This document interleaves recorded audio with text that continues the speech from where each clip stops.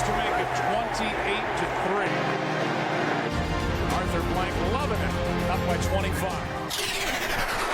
Toss to White. He's in! What a comeback!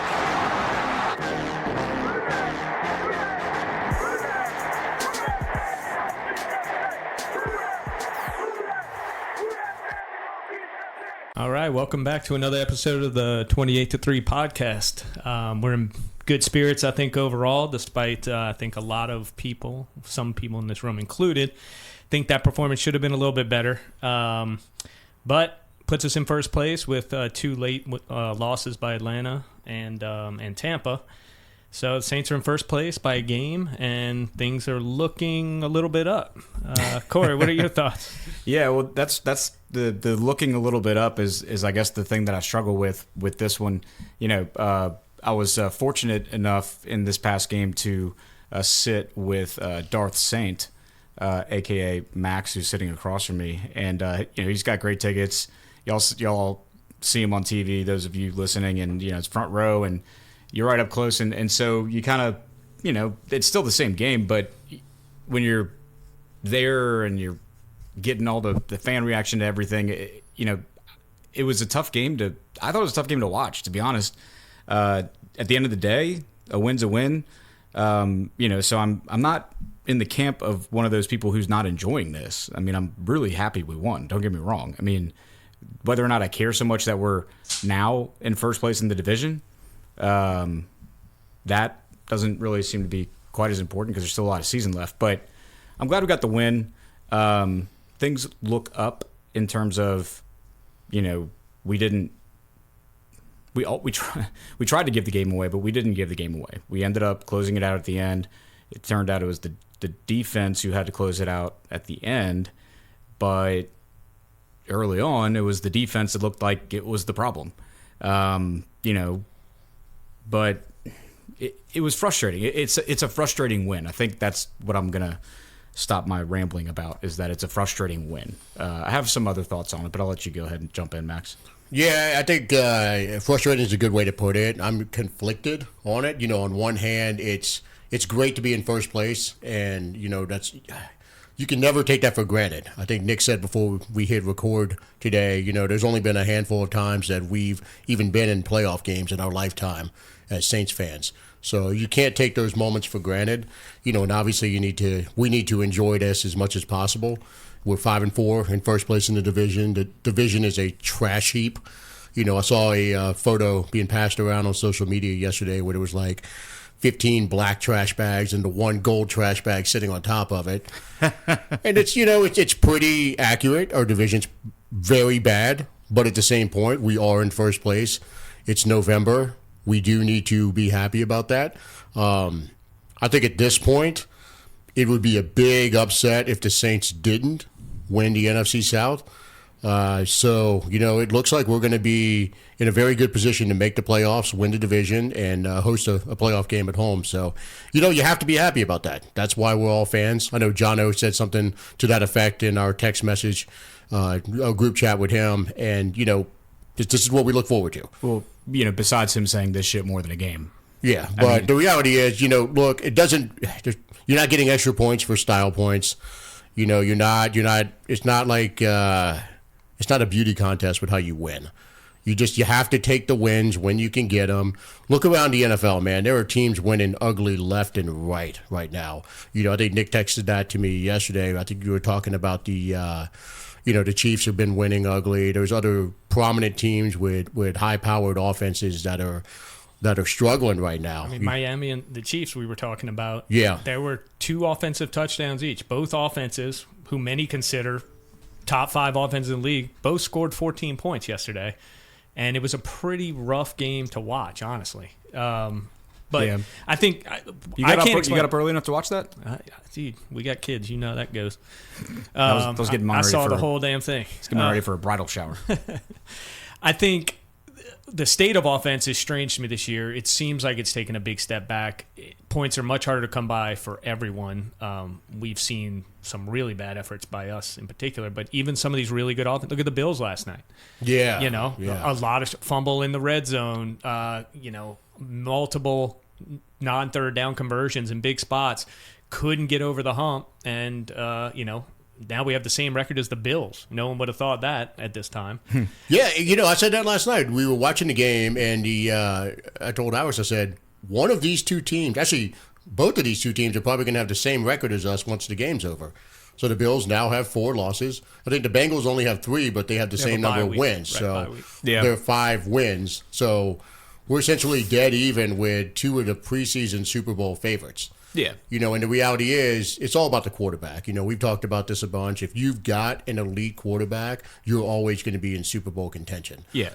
So as long as Burrow plays for the Bengals and Mahomes plays for the Chiefs, one of those 2 teams will be my preseason AFC pick for the Super Bowl every year, as long as those 2 quarterbacks are there. Absolutely. Yeah. And and I guess that brings me, it's a good segue into if I had to put I hate that had to put a positive spin on this, but putting a positive spin on this game. Speaking of the quarterback position, Derek Carr had a few throws that were kind of questionable, like where's he going with that?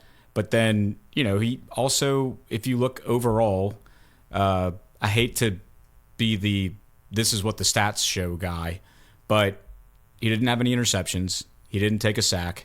Did he have a pretty low average per completion attempt? Sure. It wasn't that bad, though, was it? I mean, he 25 completions for 211. Yeah, it's not great, but it's not.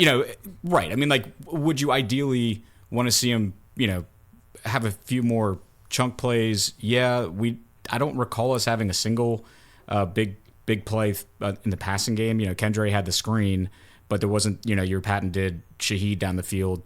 It's funny. Kendra had a 31-yard reception, and Foster had a 23-yard reception. 23, but everything else was in the teens. It was a weird game. Right. And so, but at the same time, 2 red zone touchdowns, but continuing to look inside the 10. Yeah, continuing to look positively on it. At the same time, while he didn't have the big bomb to Shaheed, or there wasn't, the Mike Thomas 30 yards over the middle. I wish there were more targets to Mike Thomas. That's a different story. But overall, Derek Carr had 2 red zone touchdowns throwing, which we didn't think we would ever see 2 of those in a game if you would have asked us 4 weeks ago. And I believe one of them on third down after we went the first 2 downs with Taysom. Yeah, they put him in and he got it done. Third down, the Olave touchdown was on a third down. Yep. So there were some positive takeaways overall from Carr's performance. He didn't have the bonehead interception that we saw in the first 2 or 3 weeks. He didn't really have the throw it 10 feet over the receiver's head in the back of the end zone. Now thankfully that throw to Juwan Johnson was made by Taysom Hill, because that was in that prime position where Carr likes to just sail it on a guy. Well, hold on, let me say this though. But I think overall there were positive takeaways from his performance. Yeah, and let me tell you something about Carr though, because you're referencing the boneheaded interception and the throwing it down to the end zone. We're in, what are we? We're 5-4, so we're 9 games in. He only has 4 interceptions. I know. So I think we can probably get away from that narrative of the boneheaded interception, because that was the first couple of weeks. That's what I'm saying. He didn't. But it's been 5 weeks since we've seen that. Sure, and I think honestly, all of his interceptions were of that wish he had it back kind of variety. They weren't. One was on 4th down, the last play of the game when he had it. That's true. That one, but I mean, the other 3 were pretty much before halftime. I think in the first 3 games. What I mean is that he had admitted that he wished he had those back and he was trying to do too much, et cetera, et cetera. But I just think that narrative can probably die down a little bit. I think he's the first. He's done well with the ball. For any quarterback who started all the games, I think he's got the fewest picks in the league. Is that wrong? And one up, you got to take away the one at the end of the game, because that one was. Yeah, and he landed out of bounds too. They just wanted to give him a pick. Yeah. Right. So the positive on it from both sides. All right, the offense. When they needed early on, okay, they showed that they had the ability and they did score in the red zone. Okay, that's good. They were 50% on third down. That's great. We need that. And they made a lot of the third downs were those when we had to have them. The Olave touchdown is one that stands out to me. They got it when we had the first interception. It was points off turnover. We we took advantage of that. We needed that. When we were tied up, we had been tied up for a while. They got close enough to get Grupe the field goal that he made. So those are positive things from the offense. The defense, on the other hand, while they started off very poorly, I mean, Max and I were sitting there Fourth watching game it. in a row. They were just, the Chicago Bears offense with Triple T, Tyson, Taylor Badgett at the helm were doing whatever they wanted to do. It was an embarrassing start. That first one was a poor decision and an incredible catch. I think that was an incredible catch. Did y'all go back? I know y'all were at the game. Did you go back and watch that catch? I mean, it happened like within perfect coverage. Yeah, it was fantastic. I mean, I thought all of our interceptions for the most part were like could have been poor decisions on Badgett's part or were, but moreover, they resulted from fantastic plays by our DBs. Like even Marcus May's interception, like that was a great catch. He was like, I haven't done shit all game, but now I'm going to decide. He was terrible. I'm going to decide to be an athlete. He ran away from Badgett on the fourth down play when he had him dead to rights. He just ran the other direction. That's the one we were looking at dead on because it was real close to us, and I'm like, "What the fuck is going? Who did that?" They diagnosed the play perfect, and he ran. He didn't even have a responsibility on the play. That was a brutal. Continuing play. this attempt at the silver lining and the positives part of it is that while the defense was not good coming out of the gates, and they weren't good in the entire first half. Because we needed every turnover, but the reason we needed every turnover was because it seemed like kind of in the middle of the game, like end of the second half into the fourth quarter, it was like, or parts of the fourth quarter, third quarter, fourth quarter, the offense was all of a sudden just giving the ball back to the defense. Not in turnovers, but just we had multiple three and outs. And so, but what I'm saying there is that the defense was the one who bailed out the lack of offensive productivity with the turnovers. And some of those turnovers did not result in points. But at the end of the day, when we did another 3 and out, gave Chicago the ball back, it was DeMario Davis coming in with a fantastic strip sack. I mean, like, launched himself from like 3 or 4 yards away from Tyson Badgett and got the strip sack. So at the end of the day, the defense was the one who, when the offense couldn't just do a 4-minute drive to close out the game, it was the defense who came in and got the turnover that allowed us to kneel on it. Now, the offense did get the first down that they needed to kneel on it at the very, very end, but there were some, in a weird way, complimentary football being played. You would hope Grupe can make a 30-yard field goal. I don't know if he could. I think if you can look at this game just like you're saying, and it's perfectly merited, or you can look at it the other way. There was only one 3 and out, I believe. There was a missed field goal. There was a missed 4th and 1, which was a 6-play drive, which was the right call. Well, it's 4th and inches, go fast, QB sneak. Got to get that. You were watching the broadcast, Max and I being at the game. What I couldn't tell, and I was curious, I haven't talked to you about it yet, or anybody really, but it seemed to me watching the Jumbotron, they were showing Carr almost looking like he was explaining himself to Carmichael and then again to DA, and the play happened so quickly.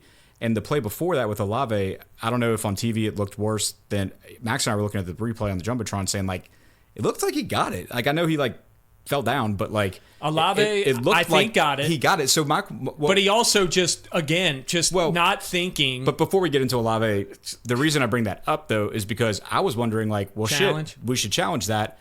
And then next thing I know, I'm trying to look at a replay, but I don't even see the play happen where Carr just goes up to the line and tries to sneak it. Then I'm like, wait, why are we – wait, we just ran a play? I didn't even see us run a play. So when I saw Carr explaining himself to DA and Carmichael, I wonder if that was Carr's decision to just do that, and DA was kind of like, wait, I would have challenged that play if you did just go run up to the line. Like, the Bears were probably like, thank you, because we think he got it too.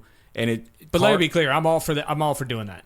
If you're going to go fast QB sneak on 4th and a couple inches and you're trying to catch him, we just have to convert that. And we got blown up right up the middle of the line. But I don't know if that might be the only gripe I have against Carr out of the entire game, is because considering the time left in the game at that point, considering the score, what you needed, Grupe makes, I mean, he should make that, okay? But it's like you don't need to make that a quick play. Like, you have a lot to consider in that one moment, considering the score, the time left on the clock, whether or not it was a challengeable call.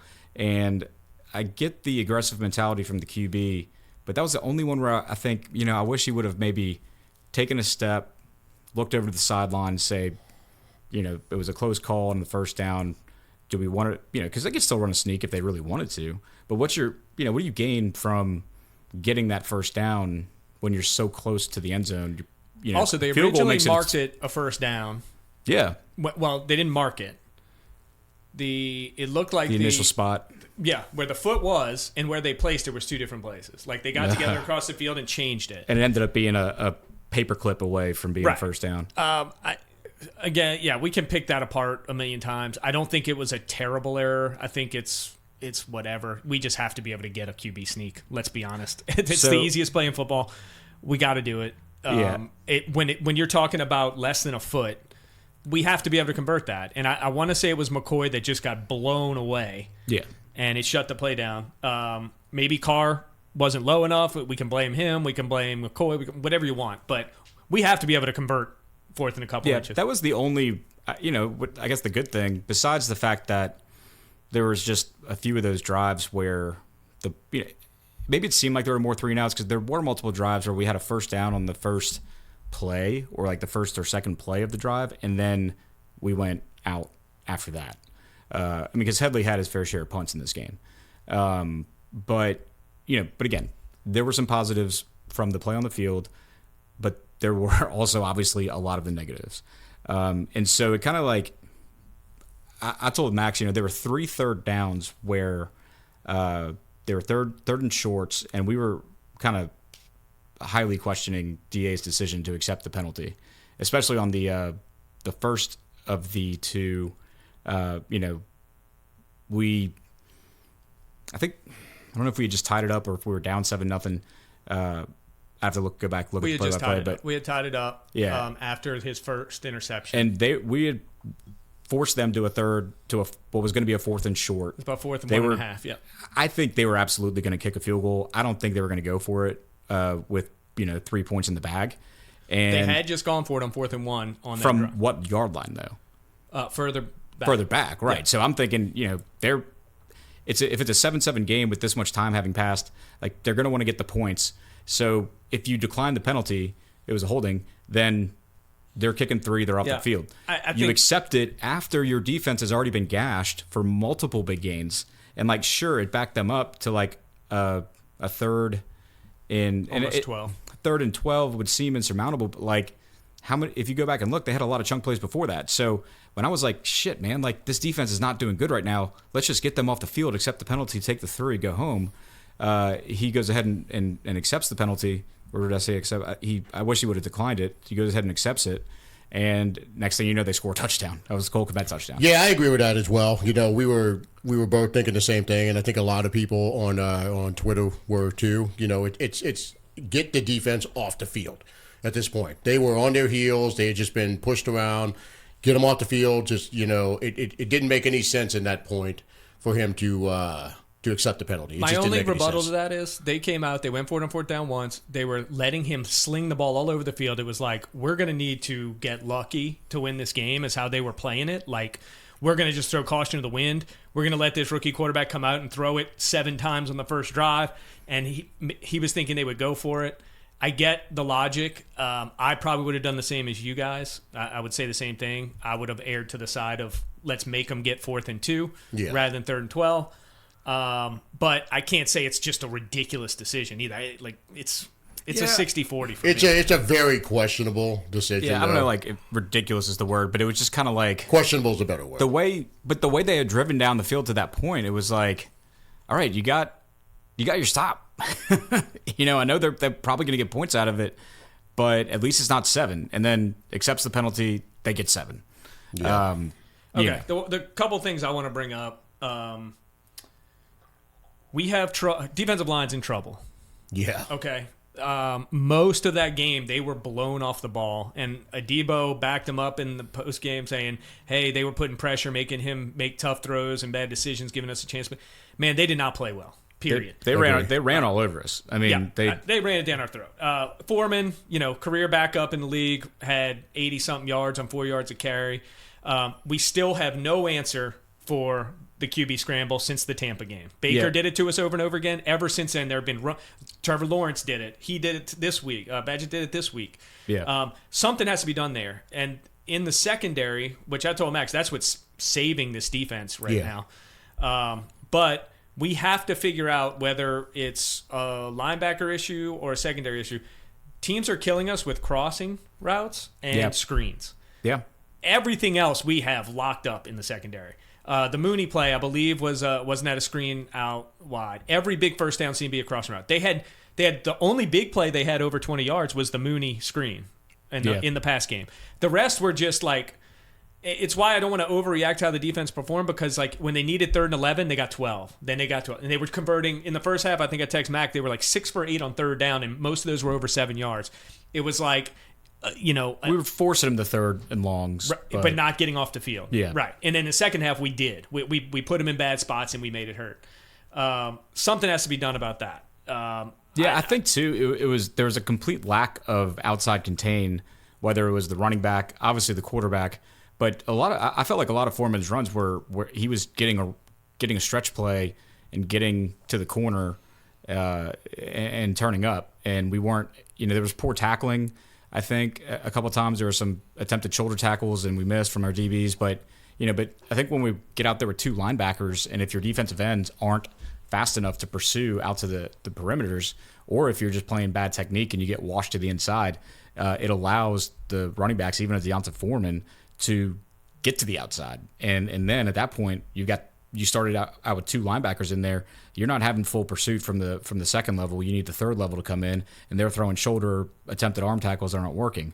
And don't even get me started on Zach Bond. If he's in there, well, then you have 3 linebackers. Zach Bond's not getting to the edge. He's slow as shit. Well, we had him in coverage a couple times too, and I don't understand that. Once on DJ Moore. Well, it might have been in his zone. Cole Kmet toasted him for one of the touchdowns. Yeah, and that's the one I'm referring to. Not the zone one. The one where he was manned up with Cole Kmet. That should not happen. That's a mistake. That has to be switched. We have too many great cover guys to have a guy who doesn't cover well guarding probably their biggest weapon other than maybe DJ. Yeah, and let's be honest, he's not a linebacker. I know he's listed as a linebacker. And he's definitely not a cover linebacker. He's a defensive end. Right. He is an edge rusher who undersized. An undersized edge rusher who is listed as a linebacker. This guy, under no circumstances should he ever be guarding a tight end down the field, much less Cole Kmet. Yeah, so I think it's twofold. I think something has to be addressed with either your 3rd linebacker adjusting, whether there's adjustments to be made to get DeMario and Warner in better pursuit position. We'll just use a safety instead of a 3rd linebacker. Yeah, bring Howden in. Yeah. We don't use a 3rd linebacker, but like a small minority of the time. Drop May down, bring Howden in. Exactly. That's why it's pretty simple. Yes, he's a friend of the pod, but when we had Roman coming up from the strong safety position, that was fantastic, I thought, because he had the ability to just get up. He just had a knack for getting in the right spot if they were trying to stretch the perimeter or come up on a run play. Just a kind of a nose first safety. Yeah, I agree. The other thing Corey brought it up briefly about the offense: 0 turnovers, 0 sacks, also 1 penalty for 5 yards. That's what I wanted to bring up. Neither one of y'all said it yet, but the 1 penalty for 5 yards is huge. This type of offense, if the defense is themselves, and we can get over this beginning of games issue and maybe only give up a couple field goals to start games instead of 2 touchdowns like we have the past, I believe, 4 games in a row. We've given up 2 touchdowns on the first 3 drives. That's a winning offense, I think, for this team. No mistakes. Don't put the defense in bad spots. Even if we have to punt, pin them back, and let's see what happens. AK played less than 50% of the snaps. I think that's probably in response to how much we've used him since he's come back. He got a ton of touches. It was interesting to see them kind of reel that in a little bit. I think it's smart. I think we may see that with Taysom in the upcoming weeks because we're giving him a ton of touches. We've got to remember he's 33 years old and the dude plays like a hammer. Well, Max and I talked about that on the Saints' first offensive series. I'm checking right now. We didn't even see. Kamara didn't even come on the field. He did for one play. He didn't get the ball. He was on the field for 1 play. I think he was in the slot or something. I mean, it was all, as far as the tailback, it was Jamal Williams and nobody else that He was drive. in the slot on 1 play. It wasn't 3rd down either. I don't remember what play it was, but he was in the slot. They had them both in there, I think. I thought that was interesting just right out the gates. You're like, huh. I think it was trying to take touches off of him for a game. I mean, we've fed him the ball since he has came back. 43 catches at Right. this point in what, 4 games, 5 games? Yeah, So and we did 13 touches this week. Give him a little bit of a break. I think that's super smart if we're able to do it. I mean, if we need him in there, we need him in there. But he's already got, what's he got this season? he has 43 catches for And 95 272 carries yards. Yeah. already. He's got besides- 140 touches in 5 games. That's crazy. I mean, That's a so- lot. Yeah, and which kind of makes me think about the other side of that coin. You know, we talked about how well 6 games. the offensive line 6 games, yeah. right. had 3 game suspension, not 4. obviously one of their best days in pass protection. But it also then brings me to the run blocking. Like, we couldn't do it. I mean, Taysom Hill had a 4.7 yard average carry, but Top 5 run defense, though. Taysom Hill makes his best blocks. So that's what I was going to say. Was the Bears' run defense that much better than the Colts? Well- or is Max Garcia better than James Hurst? That's okay. You hit the nail on the head with that second statement. Max Garcia is much better than James Hurst. I mean- Hurst is not a viable starting left guard at this point. At his age, he's simply not. He's Yeah. better suited to play left tackle. The issue is, as we've touched on before, Andrews you're Pete's been a not star. pulling Andrews Pete out of that left tackle spot. No. And the Saints coaches see it. That's why, they're trying out the combination of Pete at left tackle, Hurst at left guard. It's not working. You got to put Garcia back in at left guard. There were Pete shut multiple it down plays again. where Pete's fantastic. He was Look, great. Pete has gone from the whipping boy of the fan base to this dude needs to be re-signed in the offseason. He is a must sign at this point because his contract is up. He took the pay cut this year to stay with the team. I want to say it was an $8 million pay cut. Yeah. But the way they did it, there's some dead money that's going to have to be accounted for anyway. Yeah. So it would behoove us anyway to renegotiate something with him. Give him a 2 or 3 year deal. Yeah. Lessen the cap charges over the next few years anyway, because you're going to be on the hook for it no matter if he's on the team or not. And let him play at left tackle. He's been fantastic. There's Yeah. no way you can let him go with You where can't. Penning's at right now. Yeah. He has to stay. Now maybe you try Penning at left guard next year from training camp on, and let's see how he does Yeah, there. that could work because Hurst will probably be gone. But Like I said before the draft, man. back to Taysom has been incredible. I worry we're overdoing it a little bit. He is 33. His style is it's so aggressive and so physical. The problem is we got to win these games. Yeah, no, I get it. This game was perfect, but he got tackled 15 times. Yeah. So I'd like to see that more around 10. Not that maybe that makes the biggest difference, but he is 33. No, it does. We got to You're remember right. that. And Adebo is becoming, a top corner in the league before Yeah, our eyes, that- which is He's about to incredible. cash in. Y'all saw man. what I sent y'all. The last time anyone had those stats was Charles Woodson in the And cut 90s. Groupie, for the love of God. It's time. Well, it's he's proving that he can't make kicks that matter. Well, it's the pressure kicks. I forget which one of y'all, I think it was Nick, coined the term. He's the Kirk Cousins of kickers. And you're seeing it because Yeah. what happens when Kirk Cousins gets into the postseason? I want to see. I know He the wills stat. under pressure, and this is what's happening with Groupie. I know the stat is out there somewhere. I just don't have the time. Didn't have time yet to find it. But I want to see what his percentage is this season in the fourth quarter. And what the reason I say fourth quarter is because that's essentially when any kind of clutch kick is going to happen, or any kind of kick that we need is going to happen. Maybe some other times in the game, sure. But I would venture to say his fourth quarter field goal percentage is probably It's got to be less low. than 50. Yeah. It's just so it's not He good. crushes them in the first and second quarter. The 55-yarder was fantastic, but Yeah, it's nailed like it. anyway. But so before we get into we're gonna recap where we were with the scores and stuff. Like what's y'all's final? Because I think this was an interesting one in terms of final takeaways. Like how do we feel leaving this game in general? Just before we move on to the I'll very go end. there, Max. You go. I feel better than most people. I don't think this is a team that's going to be blowing anybody out of the building. It's a team that needs to play well and play mistake-free football to win games. I feel in the second half this was not as close a game as the score showed. We're kneeling the ball out on the 4-yard line. Groupie hit the what's the word I'm looking for? Hit the post.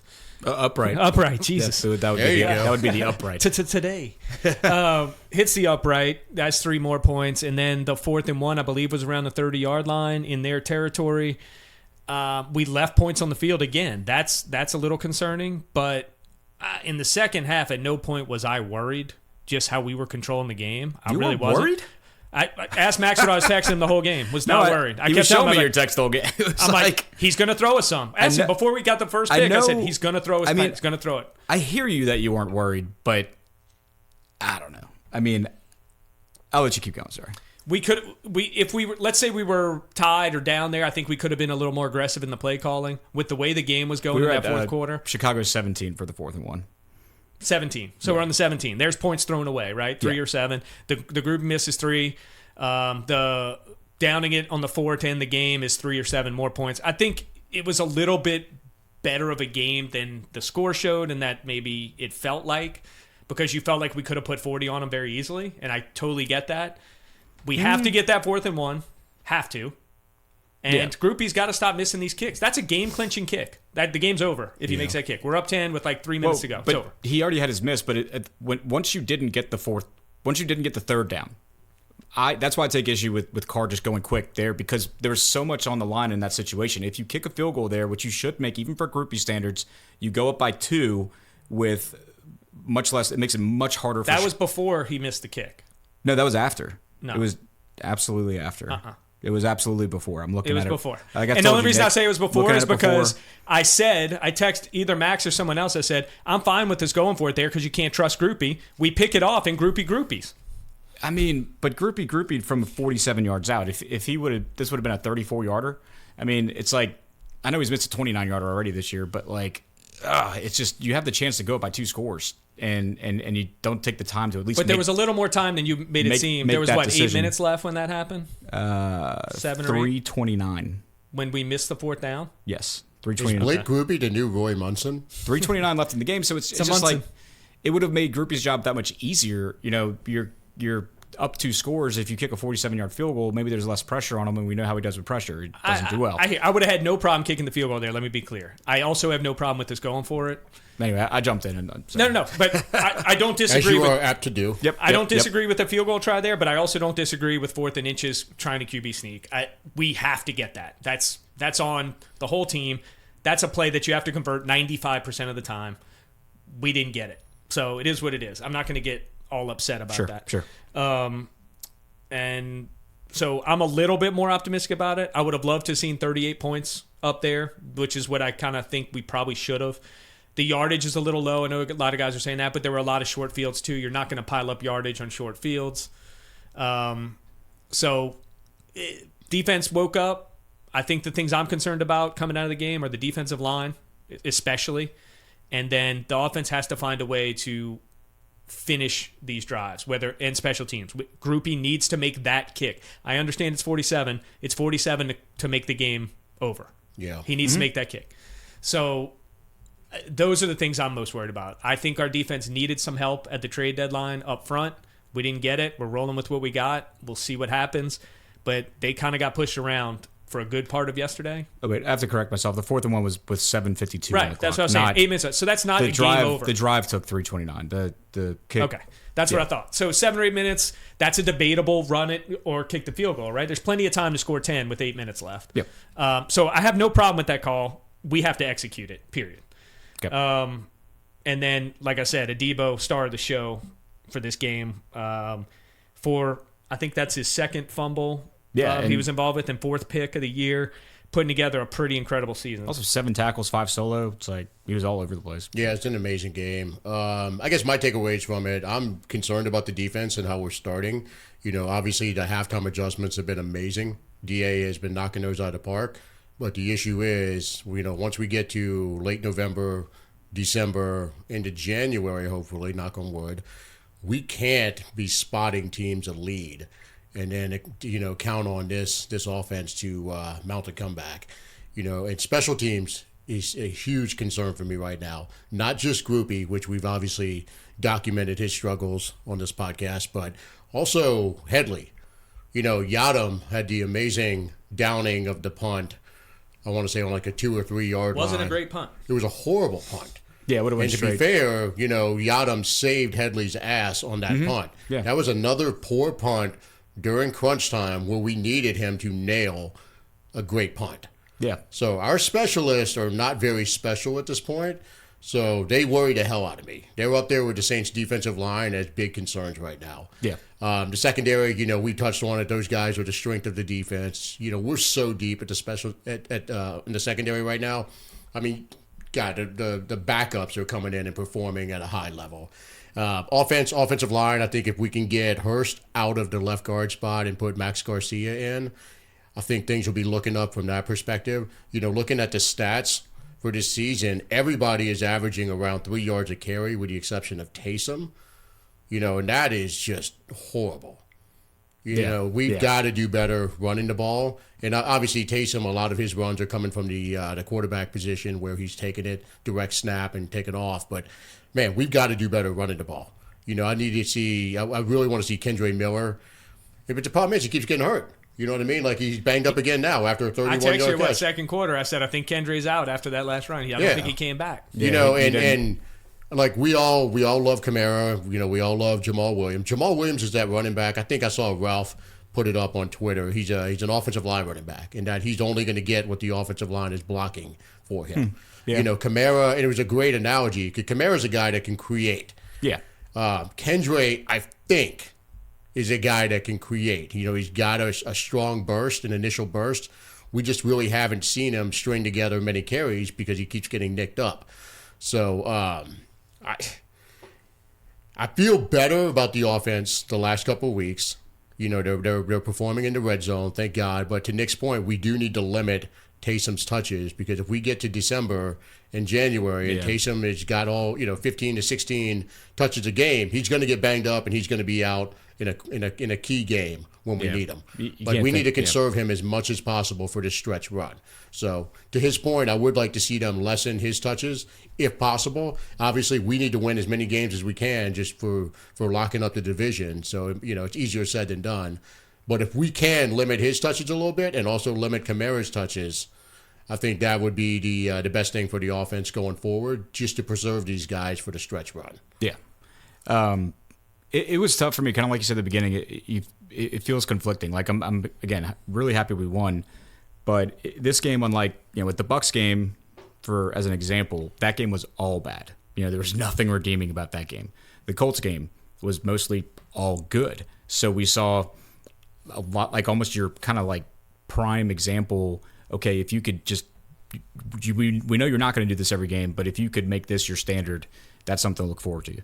This game presented a mix of both, and it kind of brings me back to like, what is this team as a whole? Because I just keep going back to, yes, it's nice right now, and if it was only this season that we worried about, if we weren't worried about the long-term prospects of the franchise or where things go, if even like the long-term within the season of, okay, so you win the division, what are your chances of making any noise after that? And I just keep kind of going back, to the staff and the regime. And like, for me, it's kind of like if you're out at a bar and, you're with your boys and you see one of your single friends and he's just like talking to this girl who's, complete smoke show or something, and you're like, wow, he is completely out-kicking his coverage. It's like a guy like that who gets a second date with that said smoke show, knowing that full well he's not going to be able to keep up, and she's absolutely going to drop him at some point, but he's convinced himself that, he's good and completely blinds himself to the idea that he's ever going to have to look elsewhere. And so, it's like the smoke show in this case is the playoffs or ever being elite again. And, the idea of the girl saying, yeah, I'll go on a second date with you, like her being nice is basically the equivalent of our weak as shit schedule and backup QBs. Like, we're just being teased at this point to me. So that's where like I want to be optimistic. Nick said it last episode, like, he can't believe he's the most optimistic guy on this podcast so far. And I agree with that, which is crazy because I'm usually the one with like the crazy optimistic takes. But it's just like, I just look at this overall picture and I'm just like, it just seems like we're that delusional dude who's like, oh, dude, like she wants to go on a second date with me. I can't believe this. And you just want, I don't blame the guy because like once you get into that, like you're like, all right, things are going good. But it's like, you don't want to see the rest of the picture. And the rest of the picture to me right now is what keeps me, I guess, tempered a little bit. And it sucks because, like, I want to go full in. I want to just say, fuck it, we got I mean, this. you kind of have to enjoy it's the like, ride because, these playoff runs don't come often. Because our previous dances with success have been with teams that you knew had what they needed to go all the way. Yeah, like with real success. Like our last playoff teams. Like you knew for the most part, if Drew Brees was there, you've got a chance. Like there's always a chance. Before the season, did you think this was a team that could go all the way? I did. I honestly did. Maybe that's why I'm more optimistic. I didn't think this was a Super Bowl team. I think I hyped myself up to believe that if all the chips fell perfectly, that with Carr, with a top 5 defense, we could make this work. I've seen 2 mediocre Giants teams win Super Bowls over 2 all-time teams, and look, we're still effectively in that Hall of Famers on those teams. We're still effectively in that halfway point, So there is a lot that could happen. There is a lot that could change. I would agree. I'm worried that the defense, though, which is by far, or just like a seemingly older position group as a whole, the likely change on that end is that they either get weathered, they get injured, and that doesn't bode well for like playing in December or January. I would say, I think I told Max this. I said, I don't think we're a Super Bowl contender, but you are a Jalen Hurts and maybe a Christian McCaffrey injury away from getting there. Yeah. Something like that. And we've seen it before, of course. Look at the 49ers last year. McCaffrey was playing quarterback because their quarterback got hurt, and it wasn't even a chance here. Yeah. So these things happen, but I think head-to-head against those upper 2 teams that we've talked about, before the season a lot, I didn't think we matched up. So maybe my expectations are a little bit lower, and that's why I'm a little more optimistic, because I feel like, to me, it feels like a team that's slowly figuring it out, especially offensively. This offense is so much better than the first 3 weeks. It's not even close. We're not turning it over. The penalties have come way down. Mm-hmm. We've hit some clutch plays. We've scored 30 points 3 times. Carr had 3 straight 300-yard games until this week. Taysom is getting in the mix. We're running a bink formation that the fans absolutely love. There's all this like interesting, fun stuff that's kind of going on while we're figuring it out, and it hasn't looked great. We know that. I don't think it looks like a top offense, but it is getting better. I'm optimistic. You said it last episode. You're like, this might be an offense that just scores 24, 25 points a game, and our defense holds people to less than 20. And to Max's to 24 point, and less. That's what the Giants won Super Bowls on. Defense holding them to under 20 points. And maybe this is us just being like little like bitch spoiled Saints fans and being like, correct. I want to see Breeze again. I want to see this, and this again. And we know that that's not going to happen.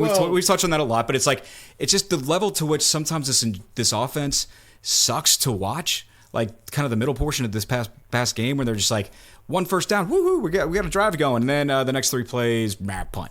It sucks to watch, but it's been painful to watch. At the end of the day, it's like at the end of the day, you have to be happy with 5 and 4. If they get wins, they get wins. So I'm happy where we're at. I think it could have looked better. I'm happy where we're at. We're set up to win the division. Max said it 3 or 4 weeks ago. This is a team that needs to only be focused on winning the division and then hope we're just playing well at the end of the year and healthy. Yeah. That's what this team is. Shit can happen. And then we need some luck to fall our way to move anywhere in the playoffs. And you need luck at any point. We needed luck during the 2009 season. So, and one more thing, let me say this, and I'll turn it over to Nick to do a quick recap of the predictions from last week and close out the episode. But I think the biggest thing with me is this team, up until recently, hasn't given us... It's not that team you just love. You know what I mean? Like the 2018 to 2019 teams, those were likable teams. Yep. Whether it was just the all-out effort, like Teddy Two Gloves coming in and winning the games he had to start. Like Teddy was a likable player. You remember how bad people were bagging on Breeze though those 2 seasons? Yeah, it was driving me nuts. Oh, that drove me nuts too. But my point is, this was when Taysom was like becoming Taysom, and everyone loved him. The first year, Choppa style in the right? dome. Yeah, like everybody was super fun. You were having fun. We were having fun. My point with this year is the games have not been fun. Like the home games have been a slog. Like they have sucked to watch in person. And then it's like when we're having, weekly episodes questioning the effort of some high-profile players, that's not fucking fun. Right. Like, you don't. It's like they're not giving you reason to love these guys. It's almost, now, I think recently with Taysom, I guess reinserting himself into the offense and to everybody's consciousness with the way he's been playing, and Colin Saunders, right now is that guy everyone loves. Yeah. You're not going to find anyone who doesn't love Colin Saunders. That's what I'm saying. Some of the fun is starting to come It's back. starting to creep up. And that was my point. They even tried to recreate the Choppa style moment this past I don't want to see that shit. This That past shit, game. it's just like stand up and get crunk doesn't need to be It was played funny anymore. to me because they played the music and then they showed the sideline, hoping that one of the players would start dancing. DeMario was kind of looking up and then just started kind of pumping his fist. It's like, you know what? I just gave him throw him a bone. It's one of those things. Let it die. Yeah. Just like stand up and get crunk shouldn't be played anymore. Yeah. But what I was, my point was, we're starting to see glimpses of things that are likable and fun and enjoyable. You know, it's going to blow the roof off of the Superdome when Colin Saunders catches a touchdown or rushes for a touchdown in the next 2 or 3 weeks. Because I promise you, it's going to happen. Yeah, and that's the fun stuff we're talking about. That's the fun stuff, and we haven't had fun yet. We put him in motion and tried to throw him a touchdown in the flat in the goal line. Or fun in the dome. Like if the Colts game was a home game, that would have been fun as shit. But we're not there yet. But I'm seeing glimpses of it. Yeah, because so far we've been arguing about who sucked worse, Derek Carr or Chris Olave this season. That's been basically this season in a nutshell. Except me, I was always Olave. Recap of kind of our picks. Corey 28-18, pretty close. Me 30-10, not as close. Max 31-13, not as close. So Corey takes that one. He had a 10-point win. We won by 7, obviously. Should have won by 10. Should have won by 10. Probably should have won by 17. But pretty spot on. You had AK, as did Max. We're going to say no on that one. Taysom's the MVP. They didn't feature Offensive, him. Offensive MVP is Taysom. I would say it's Taysom. There's really not another contender. Carr played very well. A close second. It's Taysom, though. Not for lighting up score, but just for keeping the game. He was the catalyst. Protecting Taysom the ball. was the catalyst. But Carr Taysom, over 70%, over 200 yards, 2 touchdowns, no interceptions. solid game. No, I'm saying, and that's who I had. He played great.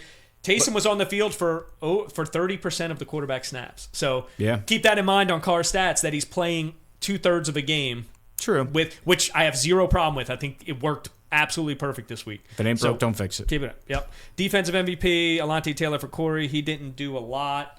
No, I had Granderson. He had a pretty good game. I mean, it's obviously we all know. There's only one answer. Granderson, I had him 5 tackles, 2 sacks. He had 5 tackles, 1 tackle for loss. Max had Cam, who did actually have 7 tackles. Sack, baby. 7 tackles and a sack for Cam. You called him having a bounce back game. But we all missed this one by a mile because Adebo had probably the best defensive game anyone will have all season in the NFL with 7 tackles, 2 interceptions, forced fumble recovery, Loved it. 3 passes defensed. That's probably the best performance you'll see out of a defensive back this year. No doubt. So thanks. Good episode. Thanks for joining us again, and look forward to y'all tuning in later in the week for the preview episode.